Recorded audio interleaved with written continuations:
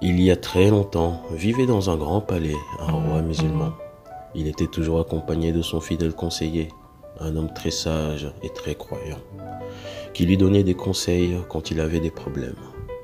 À chaque fois qu'un malheur arrivait au roi, le conseiller le consolait en lui disant : « Oh mon roi, ce n'est pas grave, c'est un bienfait d'Allah. » Le roi ne comprenait pas toujours et il lui arrivait de se fâcher.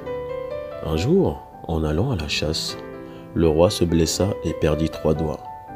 Tout le monde criait : « Oh, mais quel malheur, pauvre roi !»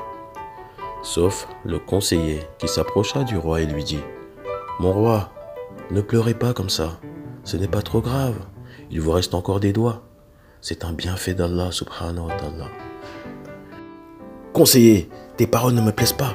Au lieu de me consoler, tu dis que ce mal est un bienfait d'Allah. Emmenez-le en prison. » Le roi prit un nouveau conseiller et oublia celui qu'il avait jeté en prison.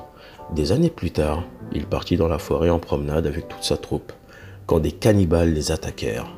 Leur chef ordonna : « Capturez-moi tous les hommes en bonne santé. Par contre, ceux à qui il manque un membre, libérez-les car je n'aime pas les infirmes. » Tout le monde fut capturé, sauf le roi, car il lui manquait 3 doigts. Triste, il rentra seul au château. C'est alors qu'il se rappela que son premier conseiller était toujours en prison et alla vite le chercher.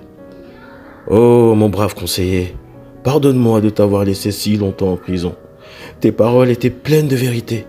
Je suis en vie grâce aux 3 doigts qui me manquent. C'est un bienfait d'Allah, mais je n'avais pas compris tout de suite. Acceptes-tu mes excuses, car c'est toi le plus sage. » Le conseiller, heureux que le roi ait compris que toutes les épreuves qui lui étaient arrivées étaient un bien pour lui de la part d'Allah, lui répondit : « Oh mon roi, ne t'excuse pas de m'avoir mis en prison, c'est un bienfait pour moi. » Le roi, étonné, lui dit : « Mais tu n'es pas fâché contre moi? Je t'ai puni sans raison valable, et ce pendant des années. » Le conseiller, toujours aussi sage, lui répondit en souriant : « Oh mon roi, si j'étais resté auprès de vous, les cannibales m'auraient fait prisonnier, et je serais à cet instant mangé.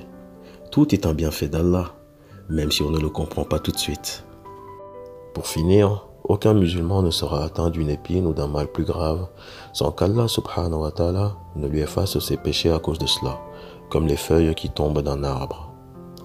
Dieu n'impose à aucune âme une charge supérieure à sa capacité. Elle sera récompensée du bien qu'elle aura fait, punie du mal qu'elle aura fait. Ô Seigneur, ne nous châtie pas s'il nous arrive d'oublier ou de commettre une erreur. Ô Seigneur, ne nous charge pas d'un fardeau lourd comme tu as chargé ceux qui vécurent avant nous. Ô Seigneur, ne nous impose pas ce que nous ne pouvons pas supporter. Efface nos fautes, pardonne-nous et fais-nous miséricorde. C'est sur ces belles paroles que s'achève cette vidéo. J'espère qu'elle vous a plu. Si c'est le cas, mettez un like, commentez, abonnez-vous, partagez.